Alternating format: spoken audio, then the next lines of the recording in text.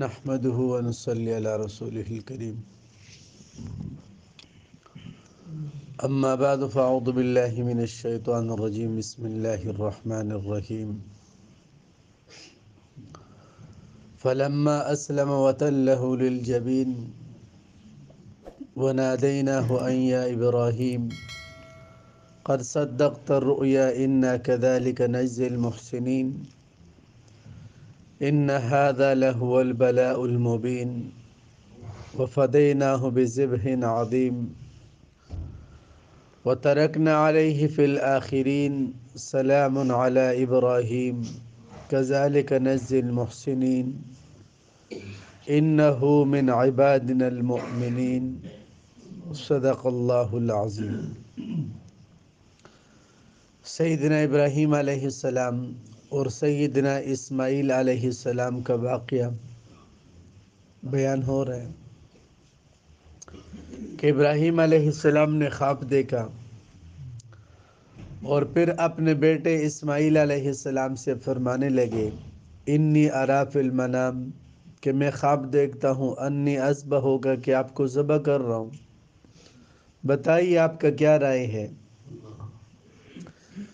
اسماعیل علیہ السلام فرمانے لگے یا ابت فعل ما تؤمر کہ ابا جان کر جو اللہ کا حکم ہے، اور پھر عاجزی کا اظہار کیا کہ دنیا کے اندر بہت صبر کرنے والے لوگ ہیں اور گزرے ہیں، اگر اللہ نے چاہا تو میں بھی صبر کرنے والوں میں سے ہوں، آپ اللہ کے امر کو پورا کر دیں۔ فلما اسلما پھر جب دونوں نے حکم مانا اور دونوں آمادہ ہوئے اور دونوں تیار ہوئے، جھک گئے۔ اسلام کا معنی ہے گردن نہادن، جھک جانا، بات کو مان لینا، بات کو تسلیم کر لینا۔ سورۃ بقرہ میں ہے اذ قال لہ ربہ اسلم، اللہ نے ابراہیم علیہ السلام سے فرمایا کہ مسلمان ہو جا۔ قال اسلمت للہ رب العالمین، فرمایا کہ اللہ میں تو مسلمان ہوں۔ تو مسلمان کا مطلب یہ نہیں کہ آپ کلمہ پڑھ لیں، بلکہ مسلمان کا مطلب یہ ہے کہ اپنے آپ کو میرے حوالے کر دے، جیسے میں کہوں ویسے ہی کرنا، یہ مسلمان ہونا اور اسلام ہے۔ جب دونوں تیار ہوئے، ابراہیم علیہ السلام اپنے بیٹے اسماعیل علیہ السلام کو ذبح کرنے کے لیے، اور اسماعیل علیہ السلام تیار ہو گئے ذبح ہونے کے لیے۔ وَتَلَّهُ لِلْجَبِينِ اور اس کو لٹا دیا منہ کے بل، یعنی اس کا چہرہ زمین کی طرف کر دیا۔ جبین کہتے ہیں چہرے کے دونوں کناروں کو، دونوں کروٹوں کو، اور جبہ کہتے ہیں پیشانی کو۔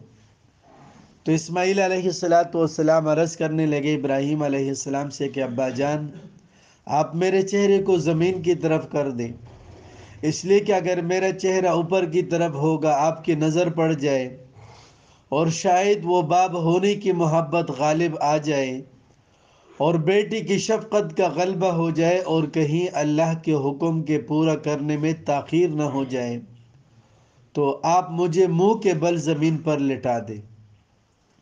ابراہیم علیہ السلام نے اسماعیل علیہ السلام کو منہ کے بل زمین پر لٹا دیا اور ذبح کرنے لگے، چوری چلانے لگے، لیکن چوری چلی نہیں، اس لیے کہ تمام کائنات کی چیزیں اللہ جل جلالہ کے امر کے پابند ہیں۔ اللہ پاک کا ارادہ ہوگا تو چیزیں چلے گی، اللہ کا ارادہ ہوگا نہ ہوگا تو چیزیں نہیں چل سکتی۔ اب ابراہیم علیہ السلام پورا زور لگا رہے لیکن وہ نہیں چلی۔ وَنَادَيْنَاهُ أَن يَا ابراہیم، اور ہم نے پکارا کہ اے ابراہیم علیہ السلام قد صدقت الرؤیا، آپ نے سچا کر کے دکھلایا اپنے خواب کو۔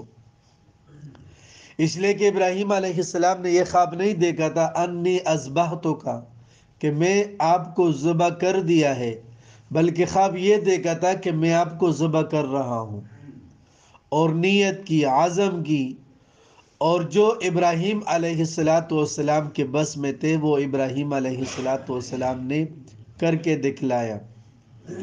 آپ صلی اللہ تعالی علیہ وسلم کا ارشاد ہے کہ جو حج کے نیت سے چلے اور ابھی ایئرپورٹ بھی نہیں پہنچا، اپنے شہر سے بھی نہیں نکلا، مکہ مکرمہ نہیں پہنچا، اور حج کرنے سے پہلے پہلے موت آ جائے، تو فرمایا کہ حاجیوں کے ساتھ ان کا حشر ہوگا۔ عمرے کا نیت کر کے نکلا اور ابھی عمرہ کیا نہیں، اس سے پہلے موت آ جائے تو عمرہ کرنے والوں کے ساتھ حشر ہوگا۔ عالم بننے کی نیت سے نکلا، حافظ بننے کی نیت سے نکلا، ابھی قاعدہ پڑھ رہا ہے اور ابھی صرف اور نحو پڑھ رہا ہے، عالم بنا نہیں ہے، لیکن نیت اس نے کی عالم بننے کی، حافظ بننے کی، اگر موت آ جائے تو قیامت کے دن علماء اور حفاظ کے ساتھ اٹھایا جائے گا۔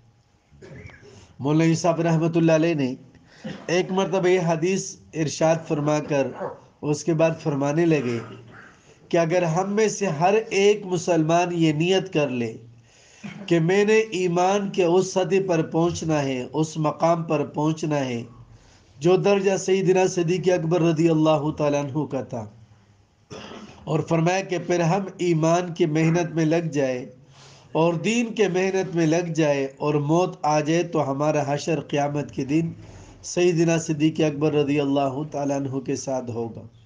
تو نیت، عزم، یہ بہت بڑی چیزیں ہیں۔ تو ابراہیم علیہ السلام نے جب نیت کی اپنے بیٹے اسماعیل علیہ السلام کو ذبح کرنے کی اور اس نے نیت کی ذبح ہونے کی، تو اللہ جل جلالہ نے فرمایا قد صدقت الرؤیا، کہ آپ نے اپنا خواب سچا کر کے دکھلایا، انا کذالک نجزی المحسنین، اور ہم احسان کرنے والوں کو، نیکی کرنے والوں کو ایسا ہی بدلہ دیتے ہیں۔ ان ھذا لہو البلاء المبین، اور بے شک یہی بہت بڑا امتحان ہے۔ یہ کوئی معمولی امتحان نہیں کہ ایک بیٹا اکلوتا، وہ بھی بڑی دعاؤں کے بعد، کہ ابراہیم علیہ السلام بار بار اللہ سے دعائیں مانگتے تھے، رب حب لی من الصالحین، کہ اللہ مجھے نیک اور صالح بیٹا نصیب فرما دے۔ فبشرناہ بغلام حلیم، پھر اللہ نے ابراہیم علیہ السلام کو خوشخبری دی، تو فرمایا کہ اس بیٹے کا ذبح ہونا اور ذبح کرنا یہ بہت بڑی آزمائش تھی۔ وَفَدَيْنَاهُ بِذِبْحٍ عَظِيمٍ، اور ہم نے اس کے بدلے میں دیا ایک بہت بڑے جانور کو، کہ جب ابراہیم علیہ السلام چوری چلانے لگے تو جبرائیل علیہ السلام جنت سے ایک دمبا لے کر آئے اور جلدی سے کہنے لگے اللہ اکبر اللہ اکبر۔ جب ابراہیم علیہ السلام نے دیکھا تو فرمایا لا الہ الا اللہ واللہ اکبر، اور جب اسماعیل علیہ السلام نے دیکھا کہ اللہ نے میرے عوض ایک دمبے کی قربانی دی، تو فرمایا اللہ اکبر وللہ الحمد۔ اور آج بھی یعنی 9 ذی الحج کی فجر سے لے کر 13 ذی الحج کی عصر تک یہ تکبیرات پڑھنا سنت ہے۔ یہ وہ ابراہیم علیہ السلام کی اور اسماعیل علیہ السلام کی یادگار ہے۔ روایتوں کے اندر آتا ہے کہ جب ابراہیم علیہ السلام اسماعیل علیہ السلام کو لے کر منا کی طرف چلے، قربان گاہ کی طرف، جس کو منہر کہا جاتا ہے، تو ابلیس نے راستے میں رکاوٹ ڈالی، کہا ابراہیم کہاں جا رہے ہو؟ فرمایا کہ منا جا رہا ہوں۔ کس لیے جا رہے ہو؟ فرمایا کہ اس کو ذبح کرنے کے لیے۔ تو کہا کہ عجیب بات ہے، اکلوتا بیٹا ہے، کیا کوئی باپ اپنے بیٹے کو ذبح کر سکتا ہے؟ تو ابراہیم علیہ السلام سمجھ گئے کہ شیطان ہے، 3 بار اس کو 7 کنکریاں ماری، پھر آگے بڑھے، پھر شیطان نے راستہ روکا، پھر کنکریاں ماری، پھر آگے بڑھتے ہوئے شیطان نے راستہ روکا۔ 3 مرتبہ ابراہیم علیہ السلام نے شیطان کو کنکری ماری اور شیطان کو بھگا دیا۔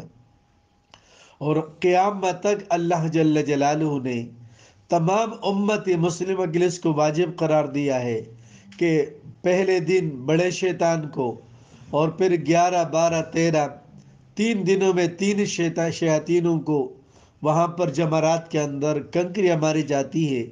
یہ وہی ابراہیم علیہ السلام کی یادگار ہے۔ وترکنا علیہ فی الآخرین، اور باقی رکھا ہم نے پچھلے لوگوں میں، سلام علی ابراہیم، اور سلام ہو ابراہیم علیہ السلام پر، کذالک نجزی المحسنین، اور اسی طرح اللہ جل جلالہ فرما رہے کہ ہم نیکی کرنے والوں کو بدلہ دیتے ہیں۔ اللہم لک الحمد کما انت اہلہ، فصل علی محمد کما انت اہلہ، وافعل بنا ما انت اہلہ، فانک انت اہل التقوی واہل المغفرہ۔ الہ العالمین ہماری اور پوری امت مسلمہ کی صغیرہ اور کبیرہ گناہوں کو معاف فرما۔ الہ العالمین تمام امت مسلمہ کی اجتماعی اور انفرادی پریشانیوں کو دور فرما۔ الہ العالمین تمام بیماروں کو جو گھروں میں اسپتالوں میں ہیں سب کو صحت کامل عاجلہ مستمرہ نصیب فرما۔ پریشان حال کی پریشانیوں کو دور فرما۔ بے اولادوں کا اولاد صالح نصیب فرما۔